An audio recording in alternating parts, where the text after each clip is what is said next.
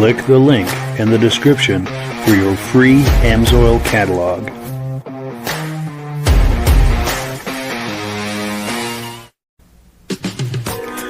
Before we get started, I'd like to give a quick shout out to some of our friends. The Eastern Snowmobile Racing Hall of Fame. Search for them on Facebook. Central Minnesota Pond Racing. Search for them on Facebook. The historic Lancaster Motel for the ultimate Eastern trail riding adventure. Crane's Snowmobile Museum at 172 Main Street in Lancaster, New Hampshire. The Vintage Snowmobile Club of America Quarterly Magazine. The New Hampshire Snowmobile Museum at Bear Brook State Park in Allenstown, New Hampshire. And lastly, if you decide to advertise with the Vintage Snowmobile Podcast, this could be your advertising message.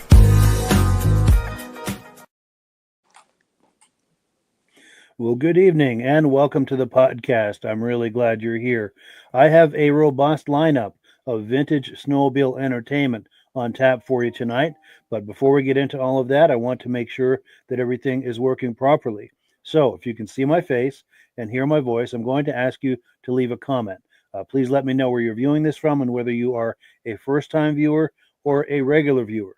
Now, to our first-time viewers, if this is your first time viewing the podcast tonight, I hope you have a good time with us, and I hope you decide to join us here each and every Thursday night at 9 p.m. Eastern Time.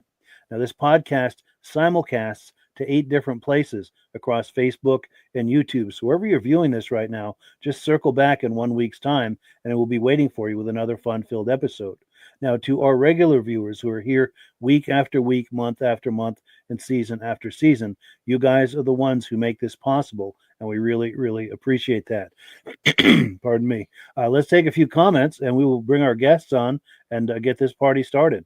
Our good friend Mike Whiteside is in the house saying, hello, guys, getting closer to snow season. Yes, absolutely. Oh, our dear friend Judy Rinaldi is in the house. Thank you, Judy, for showing up. Judy, incidentally, is the first woman to be inducted into the Eastern Snowmobile Racing Hall of Fame back in 2020. And she's a dear friend, and it's nice to see her here. Also, our good friends Stacy and Art Fosler are in the house. They're saying it sounds good from Platkill, New York, regular viewers. Our good friend Reese Fleury is here saying good evening to everyone. Nice to see you. Jim Holbrook is in the house, regular viewer and a good friend from Thetford Center, Vermont. He says we're coming in loud and clear. That is great to hear. Our good friend John Spranger Jr. is here saying good evening from Eland, Wisconsin. He's saying what a shame about Articat. They're pausing production at Hurt River Falls facility. Very sad to hear that. And we'll be commenting that here in just a moment. We were just talking about that backstage because, of course, that is big news. Dave Lowry says, hello from Alberta, repeat viewer, and we are glad to see you here. Glenn Ford, our good friend from Vernon Center, New York, is here saying good evening. Nice to see you. Brian Van Haverbeek, he was our guest last week. He's here this week as a viewer. Nice to see you, saying good evening and looking forward to the podcast. Benedim is here. That is Eric at the Benedim YouTube channel. That is one of the YouTube channels where this podcast goes out to. There is a link to it in the description. If you enjoy vintage snowmobile programming, that is a wonderful YouTube channel, very much worth checking out. He's saying we're loud and clear from Camden, New York. Midnight Rider is here. Good. He says, sounds good from Northwest Minnesota, regular viewer. Nice to see you as always. Our good friend Jim Layton is here. Hello, all, he says. Jim Layton's been on the podcast many times and will continue to be so, or to do so, because he's a really good friend and he always has some really cool stuff to show us. Mad Dog is here, foaming at the mouth, regular viewer from Wisconsin. Hello, all, he says. John Spranger Jr. says, Thief River Falls. I had a feeling that was a typo, but I'm glad you caught that. Yes. Joe Pelletier says, good evening, Mike. Nice to see you. Well, great. Nice to have so many people in here tonight. We really appreciate it. Let's bring our friends on and get this party started. We've got Jeff Wesner in the center and, of course, our co-host Rob Hilditch on the right there. Gentlemen, how are we doing tonight? Sounding great. Thanks, Mike, for having me back on. Last time I was on was about a year and a half ago, and we did the reunion for the Mercury 50 years of the Snow Twister. And good to see you, Rob. How you been doing? Great. Busy. You know, it's that time of year. We're getting trails ready and sleds ready and it never ends, you know. It's one thing to the next. Yep. For sure, for sure. And before we get started, this is just news that is too big to ignore. Do we want to each weigh in real quick with comments about this news from Arcticat before we get into the meat of the biscuit here? Well, I received it last night because I take care of a couple of .coms and pages and groups, and started reading it, and I knew it was probably not going to be real good news, but it sounds like they have shut down production. Hopefully they're going to bring it back in the spring, but it does involve a lot of employees, and the power sports program across the U.S. and Canada, they're all hurting. I mean, we haven't had good snow. We need to have a year, get some good snow. The other thing that kind of hurt Arcticat is Yamaha stepped out. They were making all the chassis for.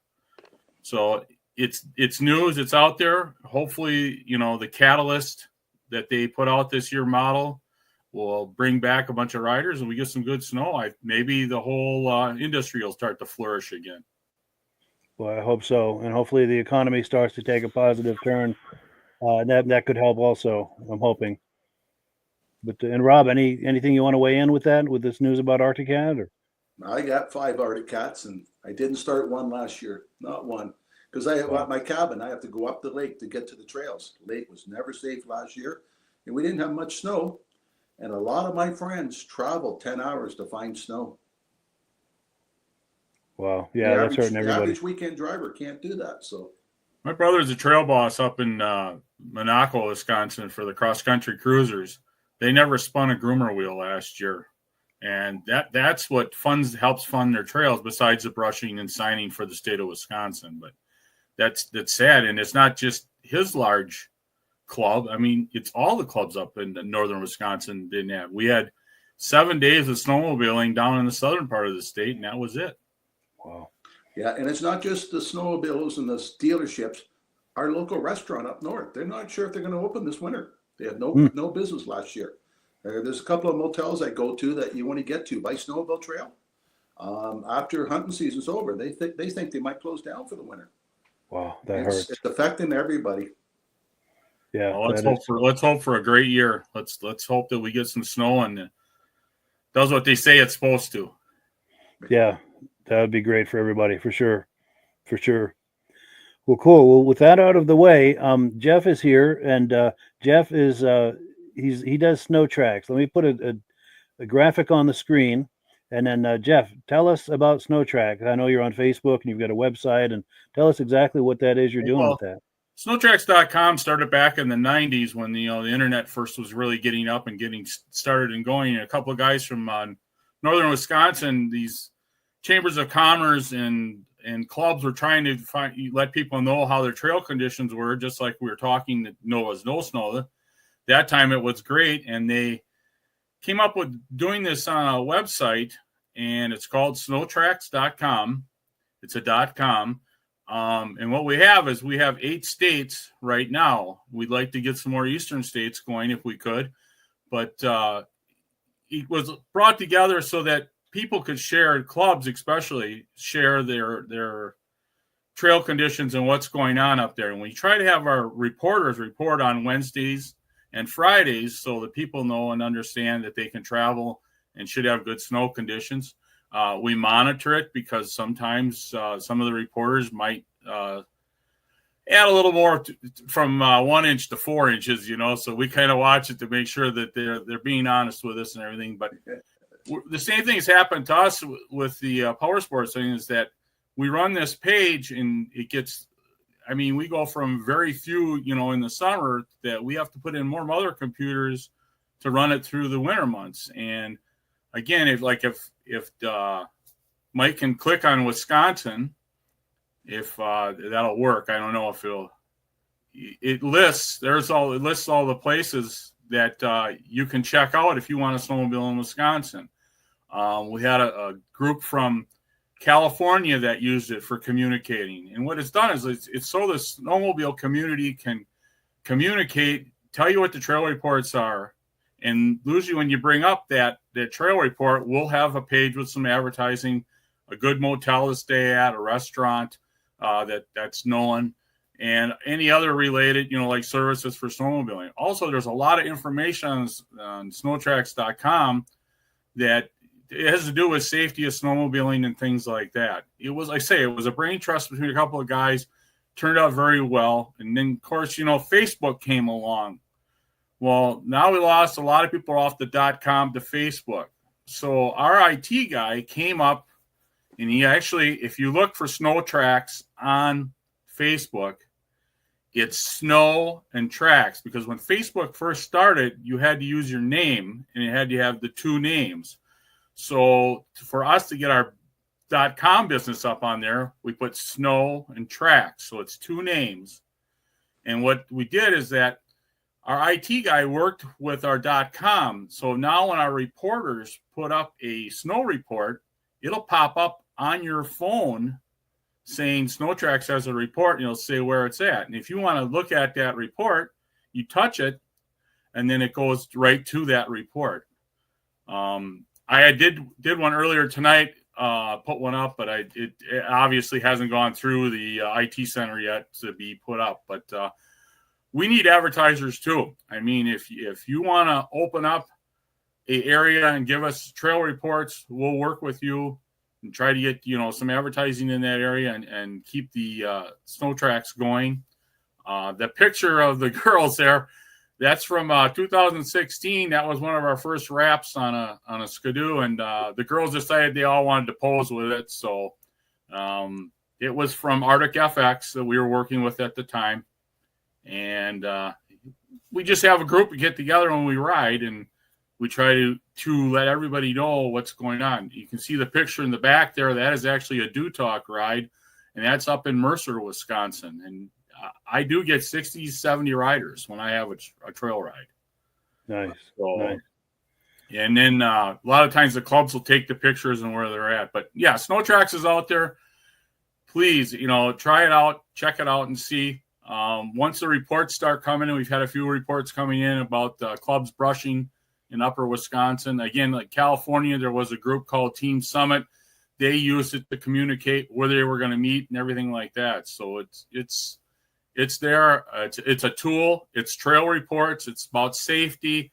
And if you stay on the Facebook, I regularly, nightly put up news. Like last night, the Arctic Cat letter went out and what's going on. Sometimes I'll put some weather up. I'm working with, used to work a little bit with John D., who passed away. So now I've been working with, there's a new guy up in Wausau, Wisconsin area. He's starting to pick up and starting to do a lot of the weather reports for me. So it's worked out great. Nice. Is that what this map is here? Yes, he put up the other night. That's for next week. And he's already, I don't know if it shows up on there, but he's already outdated it and brought up a new one. And going to try and work with him more and more, just, for weather reports. And hopefully we can get this, snow coming and let's get some good riding in this year. Yes. Yeah, for sure. That's nice. That's nice. And then speaking of Do Talk, are you still doing the Do Talk page and all of that? Yes, I am the administrator. There's two administrators. There's one out in New York out there, and the mods and stuff. Then I just did read the other night. One of our mods he's been involved with it since we started it, and he's been an advocate snowmobiler. And he actually said that he sold his sleds and got out of it and kind of more ATVing than he is snowmobiling, because he didn't want to spend another year that's here out in New York looking at his sleds in the garage. Yeah. So he's going to stay on as a mod, but he just said he's got to do something else. He can't garage ride anymore, he says. Yeah. He's a tough years the last few years for us snowmobilers, for sure. Right. And that's actually, how I got into more of the vintage stuff and being with the vintage things and going to these vintage shows, because you can group together and, share the old stories and stuff like that. Yes, for sure. That's and why I like your podcast too, Mike, because this brings out a lot of people. And, like you say, like last week you did on the kitty cats. That was great. It brought in the youth and looked at, what's going on and all the memorabilia that Brian, was it, that had? Yes. But very neat. I mean, I've been to two Skidoo Emporiums in Wisconsin. There's one in Eau Claire, Wisconsin, by Pat Schaefer, and the other one is Craig Marchbanks.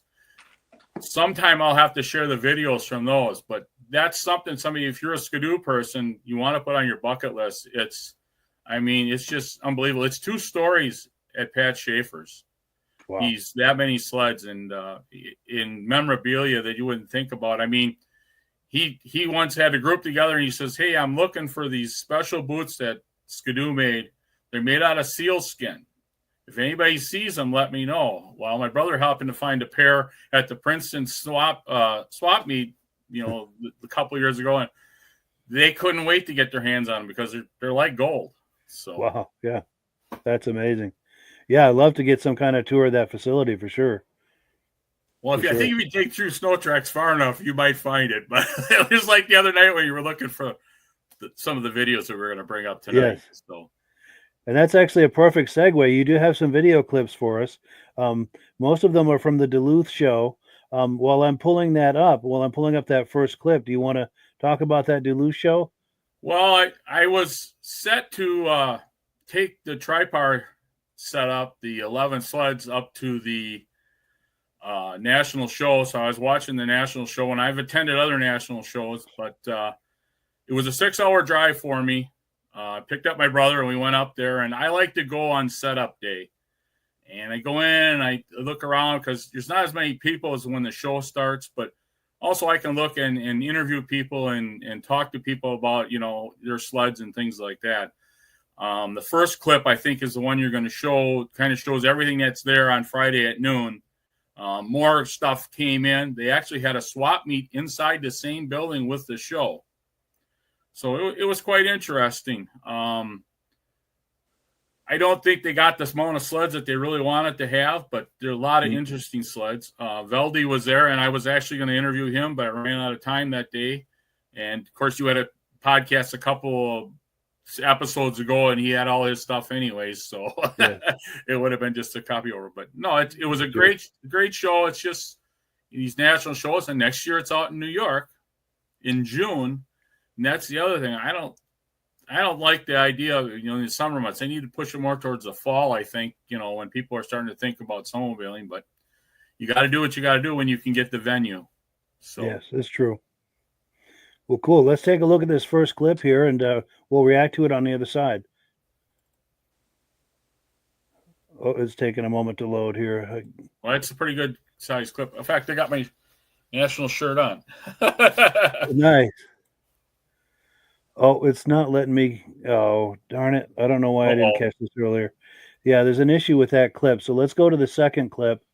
And yeah, I don't know why. Sometimes just Murphy's Law works against us. But let's look at this second clip. This is the clip without audio. So if you have any kind of commentary you want to do over this, let me know. And I can pause it at any point too. See what you got. Yep. Yeah. All right. This is the building inside. And half of it was where they had all the show sleds. And the other half is where they had the swap meet and stuff. As you can see, quite a collection of sleds. And like you see, I usually run some audio, but it's or I talk to people when I see them standing around. And when we get to the clip on the moto skis, I actually interviewed them, and I look for interesting things, and that's how we proceed with But this was a video, like I said, right at noon. Show actually didn't open up till 5:00 that night. So nice. So you had a little more elbow room at that hour, right? And very like nice. Say, you get the inside stories from these guys as they bring in their sleds and they're explaining. I'm sorry, there's no audio. There should have been some audio, I thought, with that, but. Well, there was some ambient noise, and I muted that in editing. Okay. All right. Yeah. But there was no conversation or, there was no interviews or anything. No, I did not. Yeah, I'm pretty sure. Unless I say, like, I run into somebody. This snowmobile here looks like a NASCAR. Yeah, what's going on with that? I don't know. He bodied it up and made it look like a NASCAR with a steering wheel and all. Sure. Very cool. Any reactions to that NASCAR car, snowmobile, Rob? That's different. Yes, for sure. Some people's got some good imagination. Somebody spent a lot of hours, I'll tell you that. Yeah. Yes. And let's see, we'll keep it go. Whoops, it went back to the beginning. So this is buggy as heck tonight. What the? Yeah, so as you can No, see. at the very beginning, you had a skidoo with kind of like a side extra piece of fairing on the front. That was for the pipes, I think, to come out, and they called it a 494 or something like that. It was called. Let me see if I It can had go a back to that. special motor in it. Right there. Oh, this one here. Yeah. Yeah. Yeah, something's going on with that. 1969 or even older than that. Oh, it looks like probably I would say 67, 68 maybe. Yeah. I think, and that's when that special motor was built. I actually have other clips of that special motor being built and stuff. That Johnny Bauer found one laying alongside a railroad track, and he had it rebuilt and put into a sled. And it's quite the story. Him and Stan Hayes talk about it. But we'll have to bring that clip up some other time when I can come back. Yeah, for sure. And then we were back over. Yeah, we were on this row here. Let me continue with this. Some more modern sleds. Mostly snowcross there. Some drag sleds, ice oval sleds. It's Dimmermans.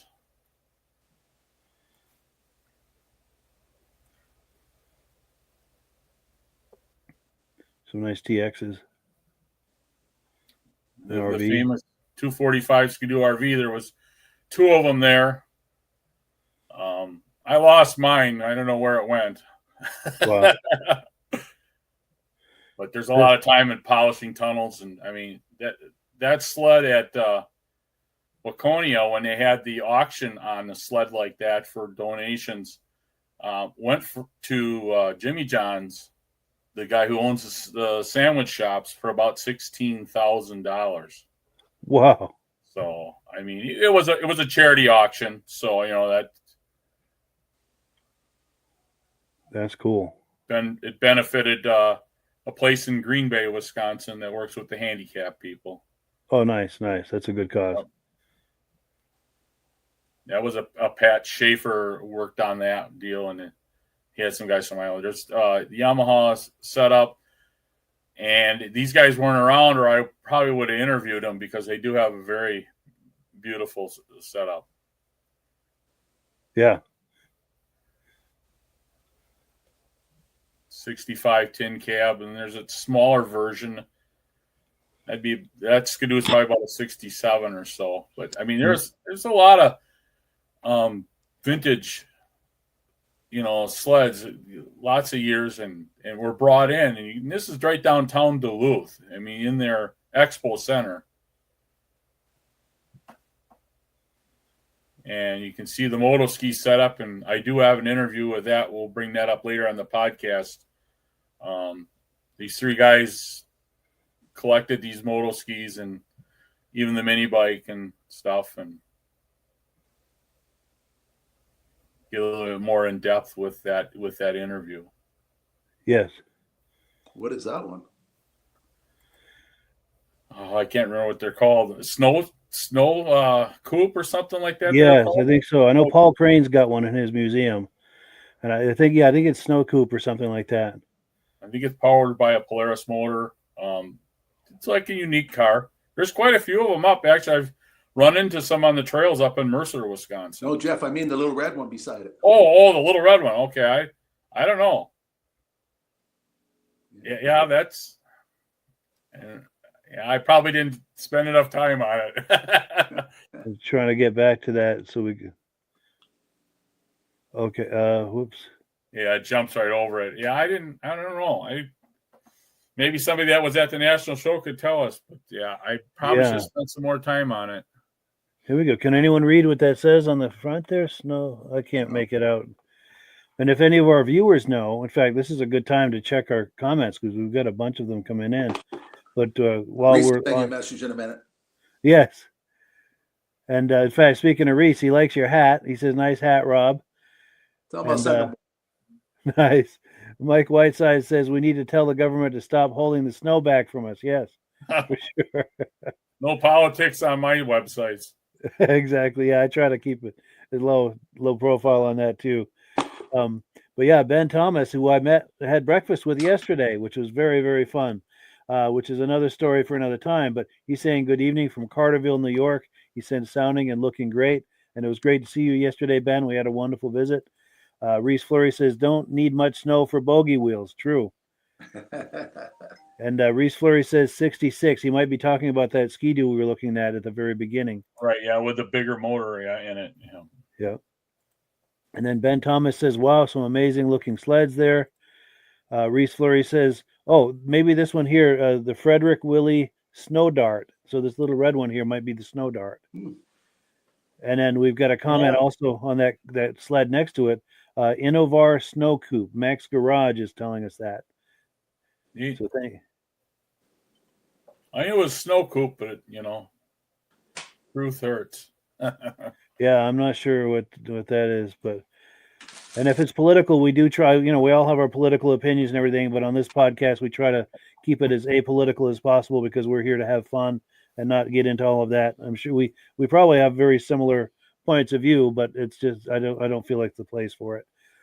But because we want to have fun and not get into the weeds with right. Political bickering. But yeah, let's continue with unless there are any more comments on the Snow Coupe or this Snow Dart. Do we want to keep rolling this? Yep. The other thing is, Mike, like I said, if you go to Facebook, which some people don't have, but if you go to Facebook, SNOWTRACKS, these videos are also on there. You can take a closer look at them if you want.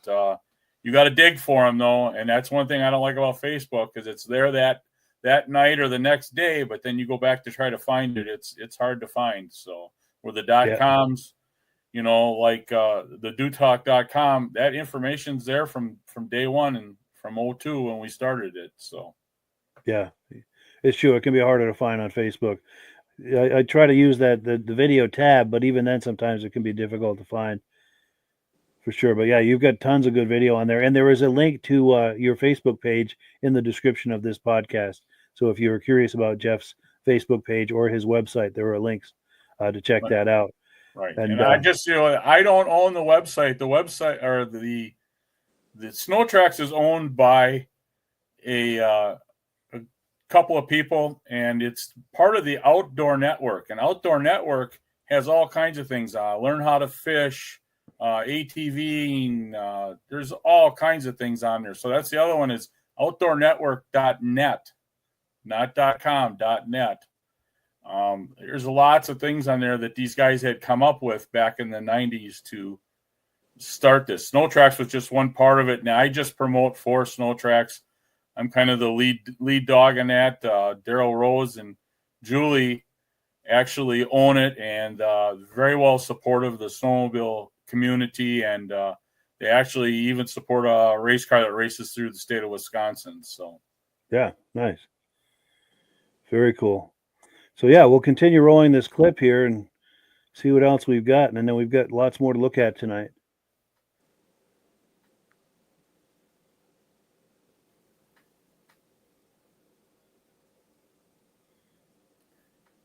It's surprising at a national show that we get a lot of shined up sleds. Yeah. There's a 150 Mercury. Nice.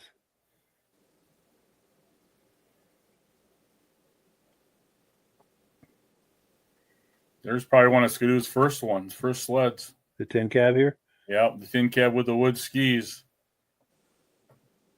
Nice. That's very cool.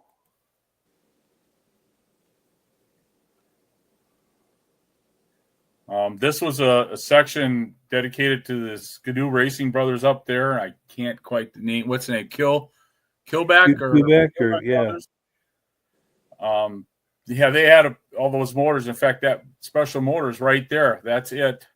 That one, see the big housing on the side. That's what you see on that cab of that one sled. That's to get that housing in there with the pipes and stuff. Interesting. Yeah. And that motor was shipped over here from Austria, and they had to cut the fins to put it together. I mean, like I say, Doug Hayes really explains it real good in another video I have. We'll bring up some other time, but Yeah, they had to cut the cylinders to make them fit and to race that motor, and it was shipped here just for racing for Skidoo. Wow, that's amazing. Yeah, very cool. So these are the brothers? Must be. I mean, I wish someone would have been around. I would have interviewed them. Yeah, there's going to be a great story there, I'll bet. Rudbeck, I think, is the name. Yeah, something like 1969 season. Wow. That's cool. So, yeah, and then the video circles back to the beginning here. But, Rob, was there any reactions to anything we've been looking at here? Oh, it's a nice collection of snowmobiles in that place. Well, it's a national show. I wish it would have been a better turnout. I'm thinking, the guy who put it together for the national show did a lot of work in getting the exhibit hall and everything and bringing it all together. And participation, I think, was down a little bit, this is just one part of the building. I think the other video that didn't load shows another whole building full of sleds. Wow, that's amazing. And I'll have to resolve that for the next time you come on, and we'll take a look at that. And there was a different kind of caboose behind that Husky. Looked like you sat side by side instead of behind each other. Oh, just past it. Find that. Oh. I'm glad you're good at clicking on it, Mike. Yeah, it's really hard to stop on a dime with this because it's very sensitive. Every little millimeter I move it, it feels like it moves it a lot more than that. But while we're on this, for my money, this is one of the sexier sleds ever made. What do we think about that as far as you guys and the viewers? The RV, are we thinking that's one of the sexier sleds ever made, or is it just me? Well, there's a lot of innovation into that, just like the Mercury. It's a rotary valve 245 RV. I raced one. Skidoo had come to me and asked me if I could race it, and I raced it. There was quite a few of them. A lot of them got sold at the dealership, didn't go to racers, but now they're quite collectible. I mean, it's the money is just unbelievable, but it's got to be the right person too. Just like anything, you can put anything up for sale, but if you don't have the right person that is interested in it, or you raced it or whatever. I mean, there was an Elan that I raced back in the day. I found it 20, 30 years later. I gave a little bit more for it because I did race it at one time. But that's cool. That's do we know anything about this Polaris? Because I know there was someone viewing a week or two ago that I think was the owner of that.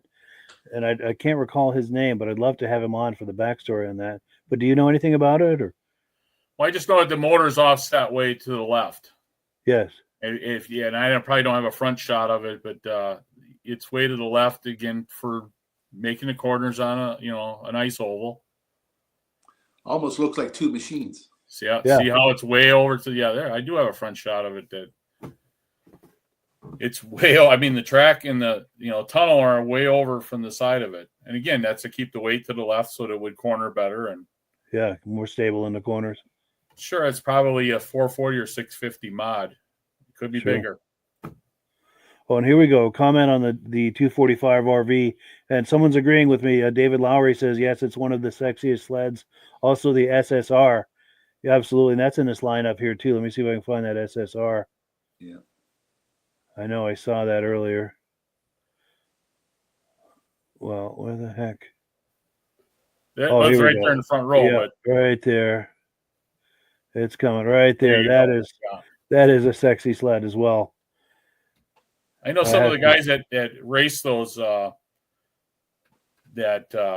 Gary Fetro raced it. He was number 32, and he was a big Yamaha guy and stuff, but talking to some of the other people like Fran Rosenquist and some of the engineers from Mercury helped them with that sled back in the day for racing. Lyle Forsner was one of them that was involved with that a little bit. But, there's a lot of thing there. I guess they didn't turn as well as they wanted them to. But, when they first came out, they weren't the fastest thing on the track. Guys had to do a lot of work to then get them going. But they do look sharp. Yes.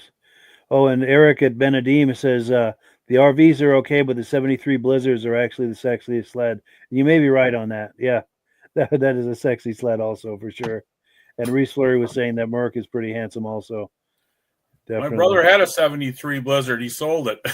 Wow. After he restored it all, rode it a little bit, and he sat in the garage and he goes, I don't know where I'm going to ever ride this again. So he sold it. Wow. That's wild. Well, cool. Well, let me switch gears here. We're going to pull this away, and it's going to be time for Amsoil here in a moment.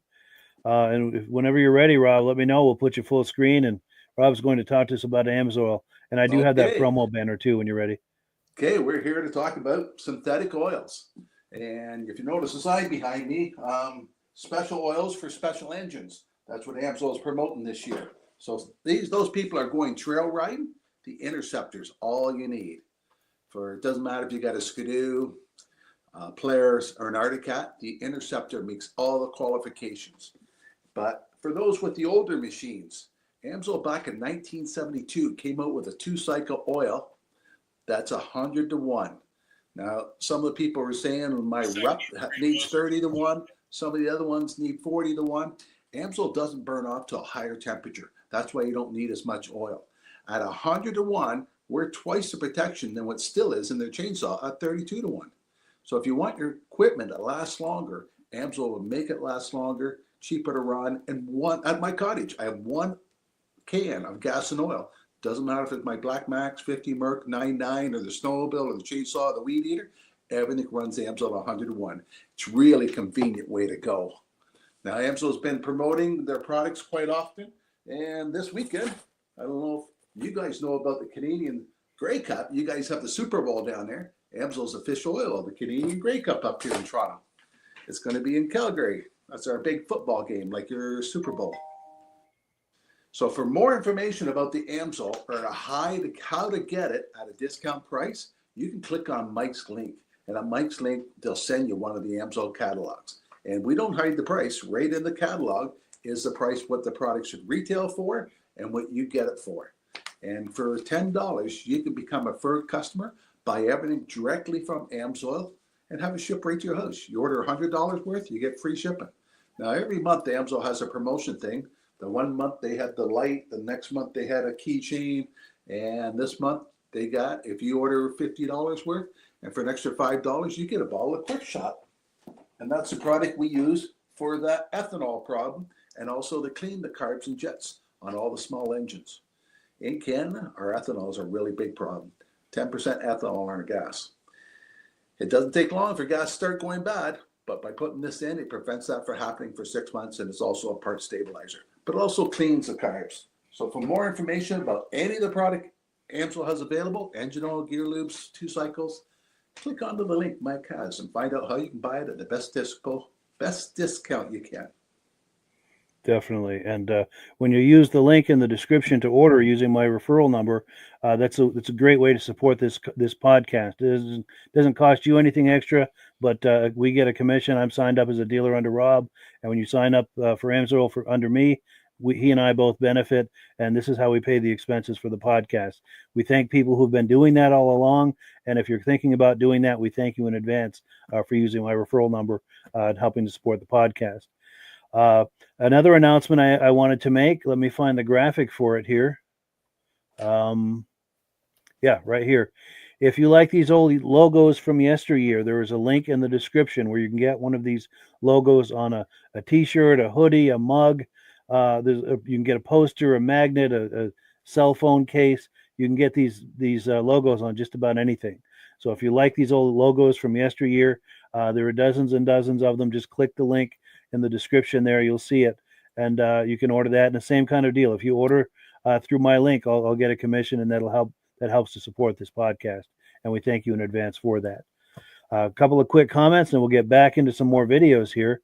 Here we go, Eric. I got a picture of that Blizzard. I don't know how this will. Yeah, go ahead.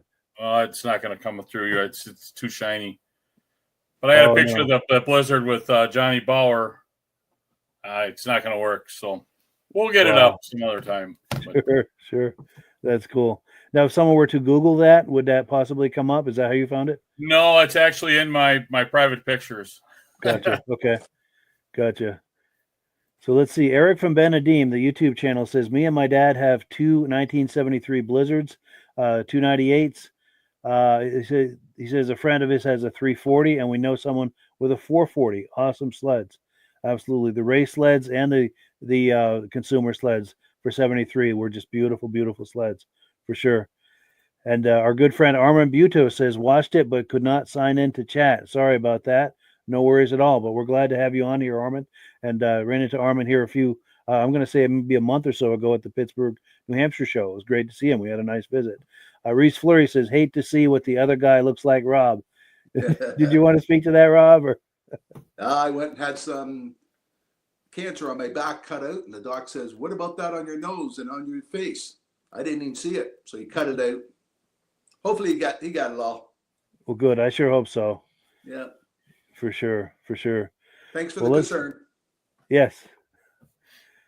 All right, so we are on item number 5.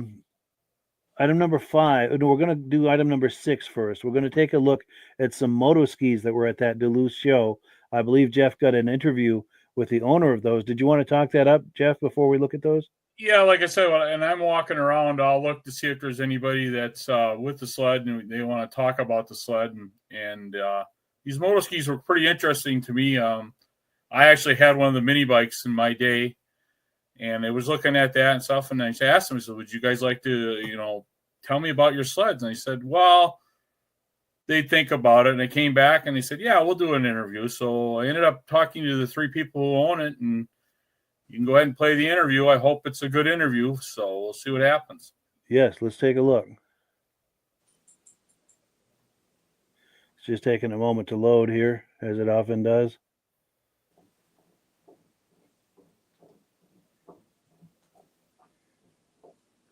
Yeah, sorry about that. It's taking a moment to load. This is where we need our Jeopardy music. Let me try it one more time here. And that might be because you're pulling them, or we'll have some better videos. I sent Mike a thumb drive of the Mercury reunion we're going to do down the road, and kind of show you some of the stuff that went on there. It gets pretty long, so Mike, you're going to have to probably edit. We'll cut it up. Yeah.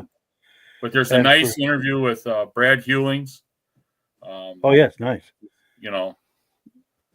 Looking forward to that. Yeah. And yeah, I'm embarrassed to say that motoski video is not loading either. I'm not sure. It's saying something about a codec that's not compatible with my browser. So that's something I'd love to be able to just do a couple of clicks and fix it now, but it's going to take more than that to fix it. So I do apologize. But what we'll do is you've got so much footage that you've shared with me. We're going to have you back quite a few times this season, so we'll make it up in future episodes. But let's see then if we can play that other clip, the one with Ron's Yamahas. Let's see if that will load. And if not, I've got some backup of some clips I've taken at other shows just to kind of fill out the hour. But let's see if this Ron's Yamaha clip will load. I should have tried these in this because I had them all. I know you pull them up. I suppose it's probably fighting it.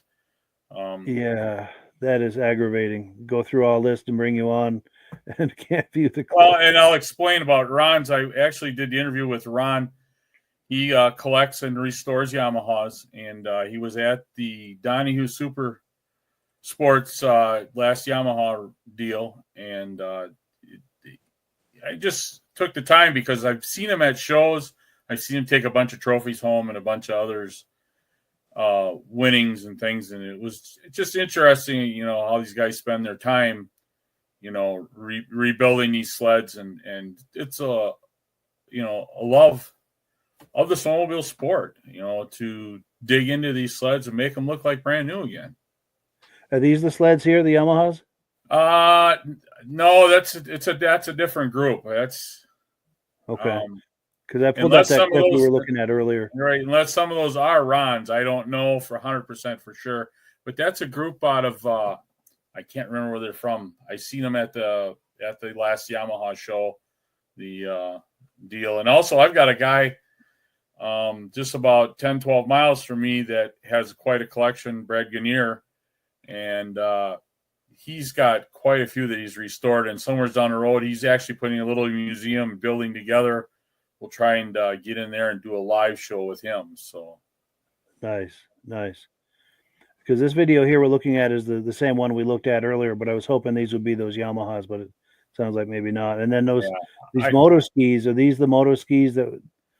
Yeah, and a couple of them came out of Canada. He went and picked up, and it's just, like I say, he's these guys took in, and did a Yamaha, or did the moto ski and collected the moto skis that they were involved with over their time of riding and things like that, and the mini bike up on the top up there, and some of the swag and stuff. But it's just interesting stories of what these guys go through, and just like anybody that's doing a restore, what they all go through to bring these things back into shape so that they can be show quality. Or see, I collect Elans. I've probably got between 8 to 12 Elans, and I don't do anything to them. I show up unrestored. I think to me, that patina is a little bit more important than having them so nice that you can't do anything with them. And I want to ride them and play with them and things like that. Yeah, something to be said for that, for sure. And we do have some comments that have come in. Let's see. Someone from SNOWTRACKS is here saying, finally got into the chat. Sorry about that. Great show. That must be Armin Buto, maybe, saying he'd get in there. That could be Daryl, our the guy who actually owns and runs SNOWTRACKS. Him and his wife Julie. Julie was actually the inspiration behind SNOWTRACKS in the beginning. So nice. And then Reese Fleury is commenting about Rob. We're talking about the cancer, saying, let's hope Rob lost a good friend today of cancer, and we are sorry to hear about your friend on that, for sure. And yeah, we're hoping that Rob is in the clear here with what they removed today. Max Garage says the 75 245 is way nicer than the 76. Oh, yeah. The 75 was the first year, wasn't it, of the RV? Yeah. So the RV chassis, all aluminum. Like I say, there was a lot of development into it. And, that's the year that they, 74, they stepped back away from racing. And this was their answer to get the independents out to race, 245. And then the brother to the 245 is the Moto Ski Sonic, which I don't think there's one in here. The Moto Ski Sonic is actually the same chassis. Yeah, there is one there. But there's a newer one, yeah. 340, yeah. Well, the same year, it was 75. Came out in November and December of 74. I give you a little backstory on mine. My brother and my dad never told me about it. That Russ had called from Skidoo and said that, we were available to get it. And actually, that was the year we were racing Mercuries. So we had 2 75 Mercuries and another buddy, 75 Mercury. We had it for Ironwood, Michigan. Found a spot to break these sleds in before the races in International Falls, Minnesota. It's just Thanksgiving weekend. So we went up and broke them in. And as we were going by the Skidoo dealer, which was Avi, who was a World Championship Skidoo dealer, and he actually won the World Championship back in I think 68, maybe 67. Something like that. Well, we stopped at his dealership, and he just had brought this in on the floor. And, of course, he was saying, only certain people are going to get these to race and this and that. And, and we're, and I go, dang, that's a 245 RV, perfect for the Class I race. I'm never going to ever see it. Well, we came back home, and when we backed our trailer into the shop there and stuff, my dad says, come on. He says, I got something to show you. And I go, well, what the heck could he be showing me now? Of course, he goes back to the shop. He opens up the door, and there sat the 245 RV Skidoo. I was 15 years old. It got loaded on the truck and out to a hayfield to get broken very quick. Was that your birthday? No, it was not my birthday. But we left for International Falls 2 or 3 days later. To race. So we, tried to break in as much as we could. Well, I actually, during that week, so we got it on, they picked it up and we came back on a Sunday night from testing. And so it was in the shop on Monday and, things like that. And I probably shouldn't tell this story because it's going to get out. But I came home Tuesday night from school, was going to work on it, and the sled wasn't there. And I feel, what the heck? Did my brother take it or something? So I started getting a little nervous and started asking around. Well, we were racing for Mercury at that time. My brother was. And the engineer thought it was quite an interesting sled. So it spent the day at the Mercury shop in Oshkosh at the race shop with Mercury's engineers climbing all over it to look to see what BRP did. Wow. If BRP ever knew that the sled they gave me kind of went to give a few secrets for that 76 Mercury liquid cooled. Yeah, behind enemy lines there. That's wow. That's a great story.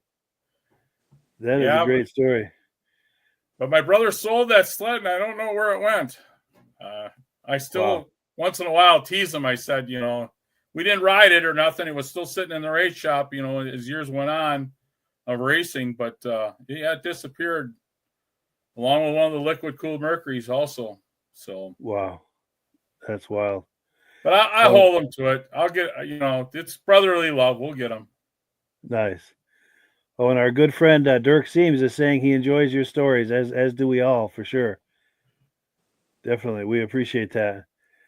And well, cool. So let me pull this down, and I always have a couple of video clips on hand as a contingency for situations such as this. So let me pull something up here and see what we've got just to finish out the hour. Now, since you're the guest, Jeff, I'll put it to you. I've got some Kawasaki's we can look at. I've got a Snow Twister, and I've got some Ski-Doos, one of which is a similar to the RV.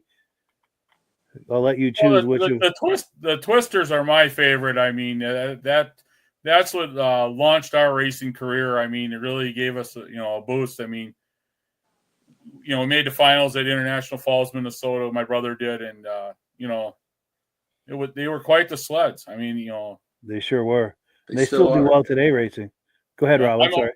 That's why I sent you that thumb drive, because you're going to get some good video off of that. Like I say, the interview with Brad Hewlings and Ed Shabitsky. I mean, there's quite a few that were there, and I'm still kind of looking. We had a picture at the end of all the guys who raced on Mercury's, and I'm having a hard time finding who took it or what happened to it. And I don't know if it's on the video thumb drive. I've never really found it, but we had a videographer actually come in from Michigan and did it. Mike from Mike's 45 videos. He's trailed along on a few of my trail rides, and he works for the American Snowmobile Council. Now, Jeff, we always heard a story up here that somebody was going to reproduce the Mercs for people that wanted to go race them, because a lot of people that have them in the shop don't want to bring them out to the tracks. Yeah, is there somebody that's reproducing them? Not that I know of, but I did. One of the stories at the reunion was that Doug and Stan Hayes, they always had to get together for USSA to show the new products, and Doug and Stan Hayes carried that liquid mercury cooled snowmobile into a meeting in Green Bay, Wisconsin. And Bobby Eastman was the first one, said to him, "Boy, you guys really did do your homework on that race sled." He says, "It's unbelievable how lightweight it is and how ergonomically it's made for the racetrack." Yeah, nice. So, and like I say, the plant only being 20 miles from us, we got a little insight here and there when things were going to go down. So, yeah, back in 1979, I raced a 340 SRX, and there's a picture of me in one race, and there's 4 Mercs on this side and 3 Mercs on this side. I was the only Yamaha on the race. And you won it, right, Rob? No, I came fourth. But, yeah. Well, on the corners, the Mercs were all over me, but I had more power on the straightaways. In fact, at Eagle River, and I don't know if it was, I think it was just a regular, stock race.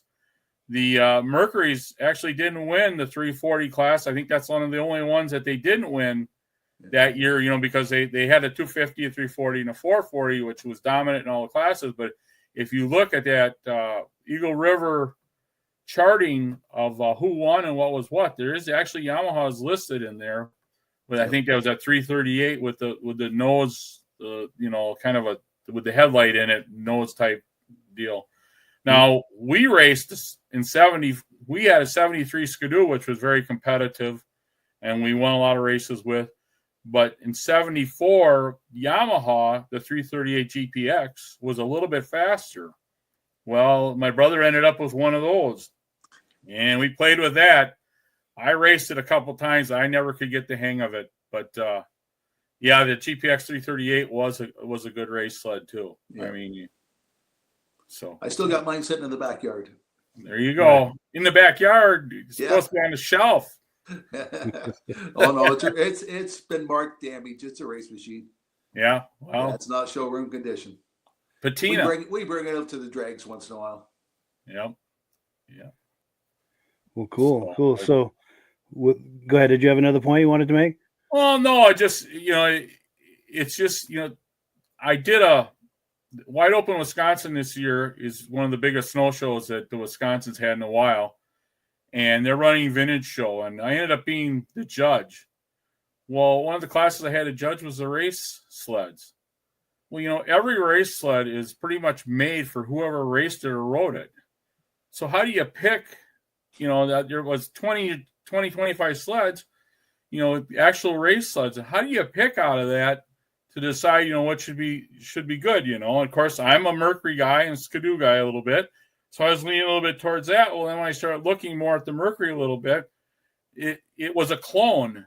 Well, to me, that's not been raced. It's not really it's a race sled, yes, because it's a clone. But to me, if you're going to show in a race competition, it's got to be a race sled that was raced. And we happened to pick that the championship of that down at the Wide Open Wisconsin was an 800 Magnum Rupp, and it still had some scars on it, but it's a beautiful looking sled. Nice. And the guy's name was Roger, but I can't remember his last name. But probably the hardest thing to do is to judge race sleds. Now you can go back and look at, other vintage sleds, that have been, reconditioned. Yes, you can see, different things, and what appeals to the eye. But gosh, when you look at a race sled, it's just it's built for that person that raced it. We got a gentleman comes out to our vintage oval race with one of Brad Hewling's old Scorpion machines, and we keep saying all the money tied up in that. You're going to bring this to the track, but he's got the original one hanging in his shop. It's a replica he built. Right. Wow. Yeah. But it looks identical. And then that's kind of what I think the World Championship Derby up there, has a weekend they call Legends Laps. And you pay for so many laps, and you're starting to see some of these older sleds come back out, make 3 or 4 laps, but how it was in the old days in 69 and 70, you worked on them more than you raced them or rode them. So, Yeah. I can remember my dad welding up the muffler on one of our Skidoos every weekend we used it. That's cool. Well, cool. Well, let's take a look at this snow twister. This is my good friend Paul Belfay. He lives down near St. Johnsbury, Vermont, and I've seen him at a lot of different shows, and he went to a show that I did in 2018. But here's one. Let's just take a look at it. It'll speak for itself.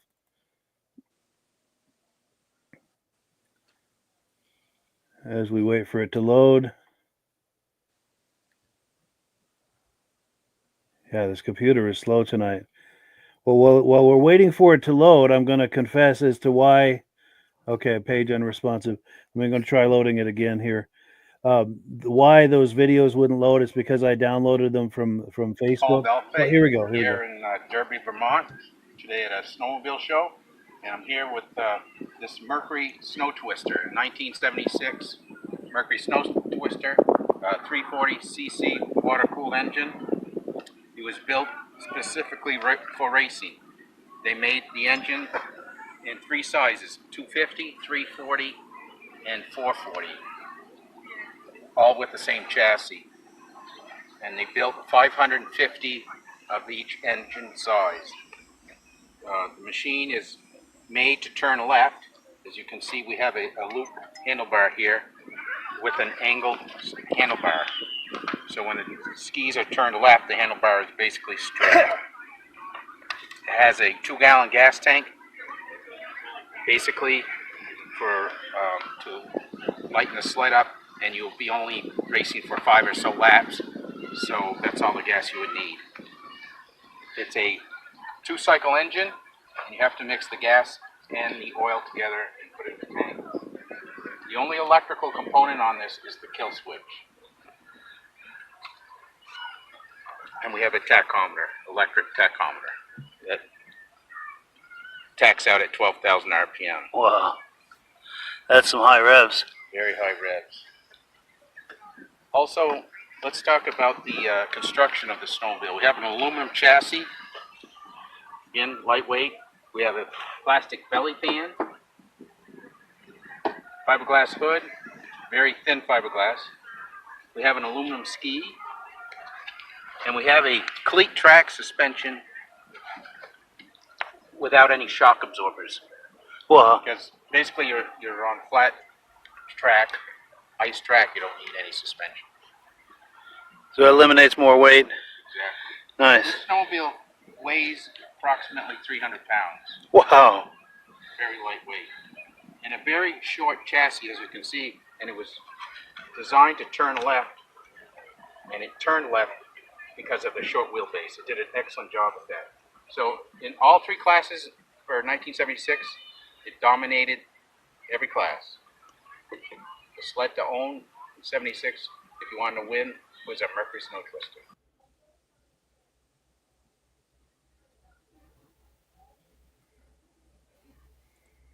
So yeah, that's my good friend Paul Belfay. That's at a Vintage Snowmobile Show that I put on back in 2018 here in Vermont. And I can tell you some of the bad things about the Mercury. One of the things that you say it also dominated, it was that they had 3 stock classes for USSA, 3 mod stock classes. So if you wanted to jump that sled up into the mod stock class, you could either change out the cylinders or put the pipes on it, the bigger carbs on it, and you could do that, at the race that day and race mod stock with it also. Yeah, cool. We did that once in a while, and the only problem that I know of, and I look at these snow twisters and I see them at a show to see if they were ever updated.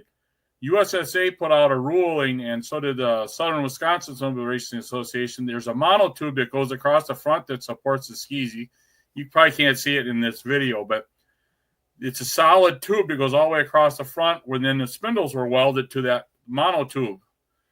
Well, that monotube liked to break in the corners because these spring sleds would bounce in the corner, and that would break that monotube. So they made you put I think it was at 1-inch band iron. You had to weld from spindle to spindle to race. And it was like after the first month of this snow twister being raced that they were having this problem. And what happened when that monotube broke in the front, you lost control of the sled and you were going to be into the fence. And they had a couple of people get hurt. And that was the answer to fixing that. That's where the USSA and these other racing associations stepped up. So if you ever see one, just bend down and look across the front and see if they ever updated it by welding on this 1-inch band iron from spindle to spindle. Wow, that's cool to know. I mean, it was a deal that it bounced in the corner, and it was built so light that it bounced so hard that it would break that monotube that goes across the front. Wow. But I mean, it's something to look at sometime when you're looking at a Mercury liquid cooled. I mean, nobody really says anything about it, but I happen to be involved with it, so I know that and I can remember a lot of guys doing welding at the track. Sure. They make it to go to the race. So yeah, but that was probably one of the only real faults of it. Of course, the motors were Kohler motors, liquid cooled, and they started out, the free airs were Kohlers. The thing is, that Kohler motor was spec'd by Mercury.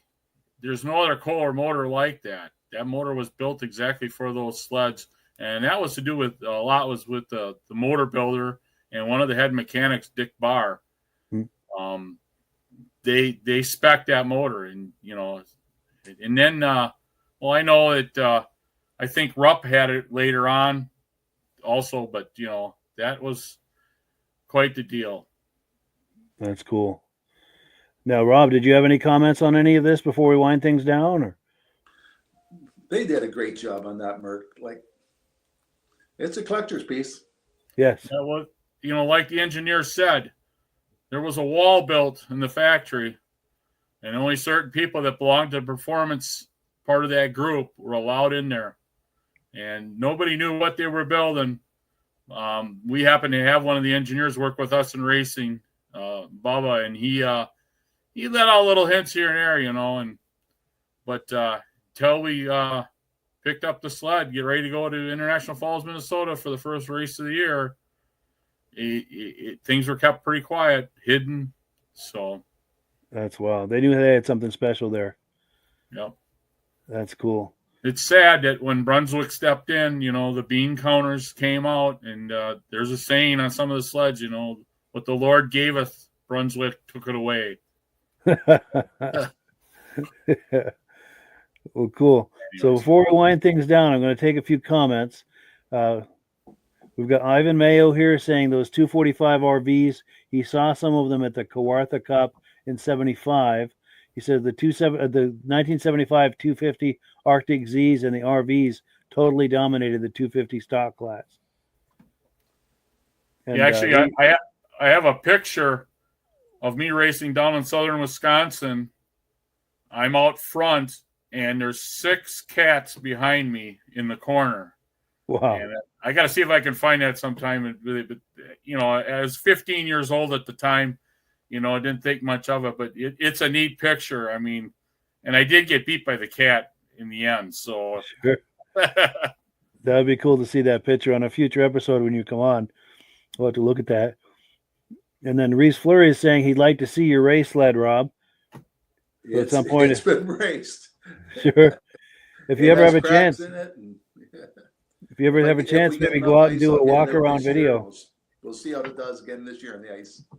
Yeah, if you ever have a chance, do like kind of a walk around video of it.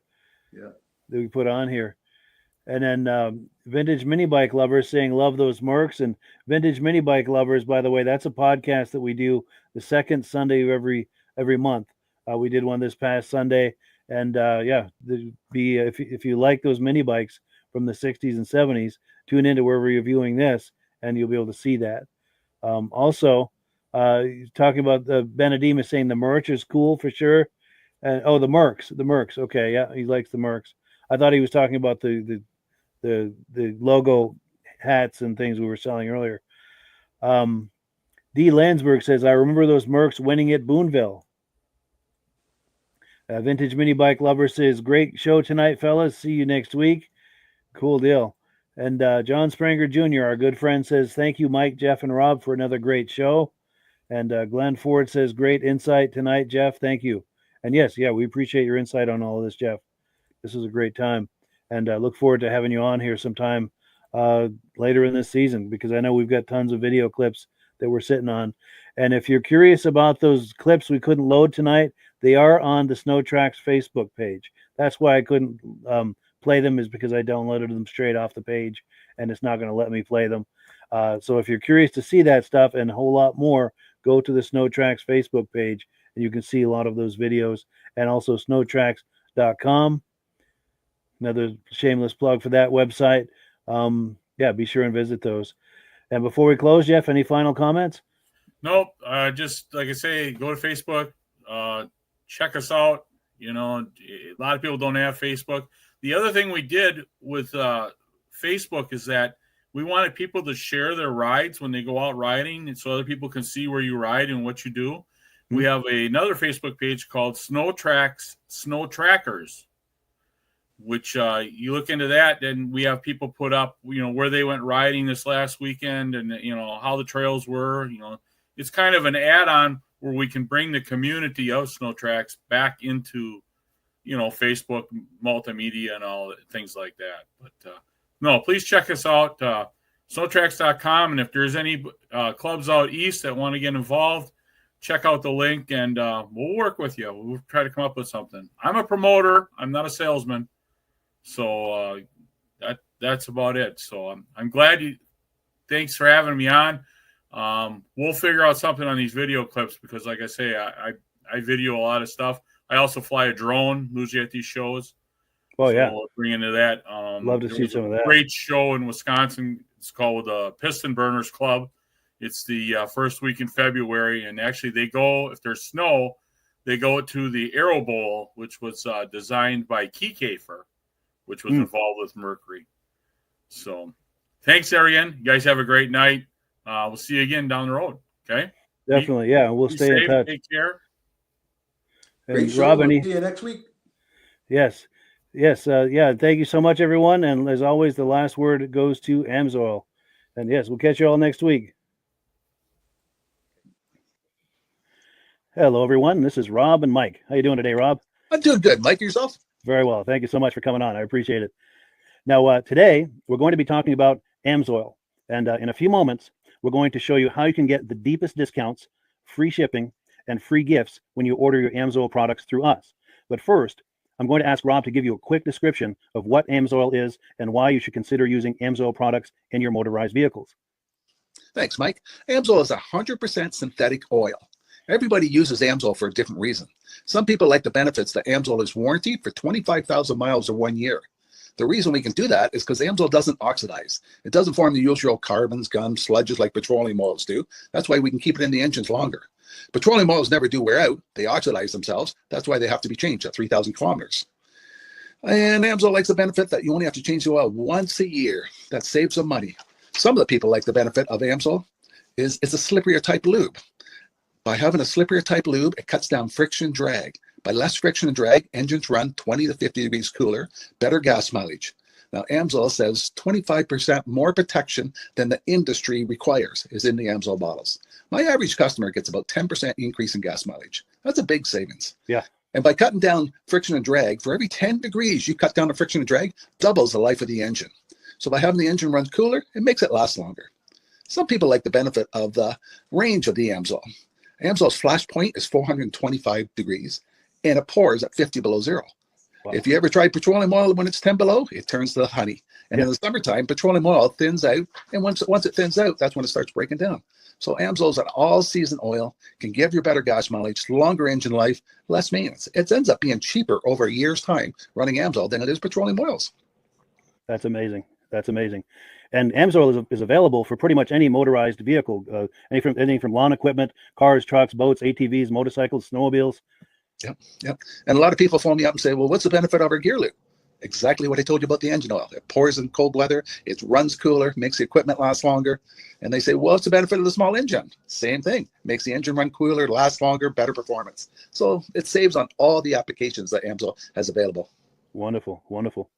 So yeah, let's talk now. Hopefully this has convinced people to think about maybe joining us in the Amsoil experience. Let's talk about some of the discounts and free shipping and how that all happens. I'm going to pop a graphic on the screen.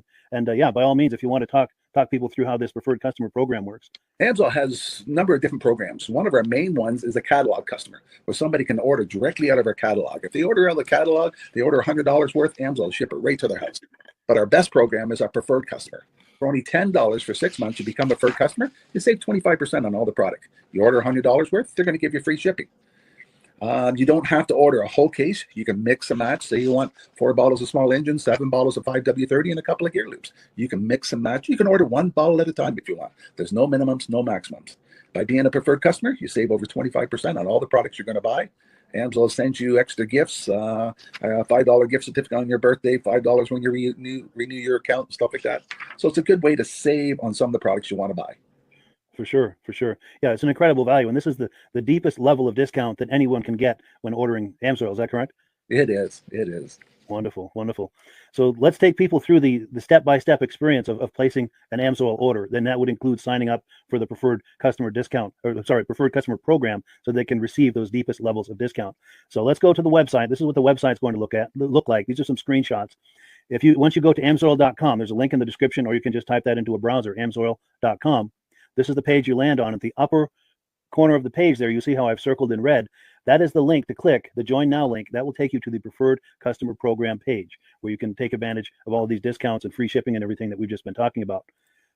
This is what that page looks like. In the lower right, you're going to click Join Now. This will pop up. You select the duration you'd like, whether it's 6 months or 12 months, and click Add to Cart. Now, once this pop-up goes away, you'll be back on the main page. And the upper left, you'll see where I've got that red arrow. It says shop. Now you can start shopping for products, and on your very first order, you're going to get these discounts and the free shipping as long as it's over $100. You'll get all of these benefits right away. So once you click shop, it's going to take you to a product page. There's different types of oils, lubricants, so on and so forth. For the benefit of this exercise we're doing now, I'm just going to click motor oil. It shows different types of motor oil. Let's click gasoline. Now this takes us to an item. It's their synthetic motor oil. And you can see the item there, and there's choices for different viscosities. But take a look at the price. Let's take a closer look. Let's zoom in. But if you've joined the preferred customer program first, you're going to automatically get the deepest levels of discount. That's what we're looking at here. You're saving $3.80 on that quart of oil. Instead of paying $16.29, you're now paying $12.49 for that quart of oil. That is the deepest level of discount you can possibly get. And then you just add the quantity that you'd like. You select any other items that you're thinking about, add them to the cart. And once you click add to cart for the final time, you're going to see this come up at the top of the screen. It's going to show your items and your the total that you're at so far. Pardon me. And then you just click view cart in the upper right, and that'll take you to your cart. Take a close look here at the upper right. That blue box shows that you're getting free shipping. You're eligible for free shipping on this order because it's over $100. That little yellow box shows that you've got the preferred customer membership on your order that gives you the deepest levels of discounts for the next 6 to 12 months. And then below that, you've got the items that have been selected. For the exercise here, I selected 9 quarts of the signature series, but that brings us up over $100 for the free shipping. We're saving $34.20. And if you're ready to finish, you click checkout now, and that takes you to this screen here. If you haven't signed up with an Amsoil account at this point, just click in the lower right to create an account, create a new account. It's going to ask you for some basic information, name, and those types of things. Now let's take a closer look. You'll see this gray shaded box. This is a very important box. This is going to ask you if someone has referred you to Amsoil. And if so, please enter my name. My name is Mike LaPierre. It's spelled right there on the screen for the correct spelling. And also the referral number, 304-555-94. That's how you make sure that Rob and I get credit for this. Now, in the interest of full disclosure, I have signed up for Amsoil under Rob. So when you order using this referral number, Rob and I both benefit. So if you enjoy these podcasts that we're doing, this is a wonderful way to support the podcast, because when you order using this referral number, Rob and I both benefit. And the commissions I make go directly toward offsetting the cost of doing these podcasts. So I thank you in advance for that, for using my referral number. I very much appreciate it. And once you've done that, you just go into the next screen to enter your payment information, and you're done. Now, once you've placed your order that's over $100, and that order includes your Amsoil preferred customer program, you are now eligible to get a free DVD from myself. Now, this is going to be either a muscle car DVD or a vintage snowmobile DVD. Use the email address on the screen, wkspodcasts@gmail.com. Send me an email. Let me know which DVD you would like me to send you, the muscle car or the vintage snowmobile DVD, and I'll get that right out to you. As you're typing in that email, in the subject line, be sure and type in capital letters free DVD requests, so it stands out as I'm checking my email, and we'll get that right out to you. So I guess the last thing, Rob, that we wanted to talk about is if someone is considering Amsoil as a business opportunity. Yes. If anybody has a retail or a commercial account and they would like to buy directly from Amsoil, just send Mike a line. He'll show you how to set up, and you can buy directly from Amsoil. But if you are interested in starting your own part-time business, a part-time business that can grow into a full-time income, Mike and I will show you the Amsoil marketing plan. Amsoil has a large selection of products that cover almost every application. So it doesn't matter if you're into snowmobile, boating, or ATVing, or hot rods. We have an oil for every application. It's a fun type business that I really enjoy doing. Where else can I go and have fun and make money doing it? And Mike and I are here to help you all the way along. If you need any help on how to promote or to find new accounts, we're here to help you. For sure. So when you sign up under that number, this 304-555-94, you're getting Rob and I as a team.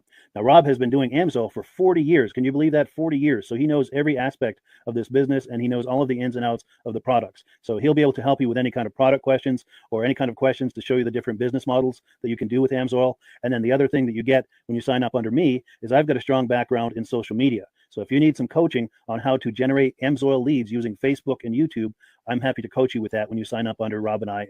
You get both of us as a team to help you, to coach you, to support you, whatever you need to get you off and running with this business and having fun with it. Like Rob said, it's an enormous amount of fun. If you're like Rob and I and you enjoy going to any kind of boat shows, car shows, motorcycle shows, snowmobile shows, anything with a motor, you like going to those shows, those events, those races, this is a great way to turn that into a income opportunity for you.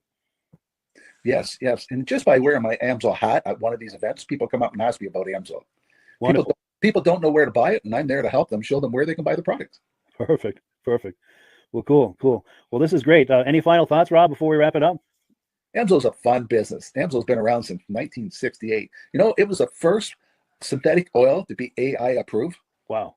Yeah. That's amazing. And that's very early in the game too, isn't it? Yes. For sure. Well, good. Well, thank you so much, everyone, for viewing. Hopefully, we've gotten you excited as we are about the Amsoil products. We'd love it if you could join us either as someone who uses the Amsoil products or to join the Amsoil team as a business opportunity. And we thank you so much for viewing. Have a great day. You have a good day.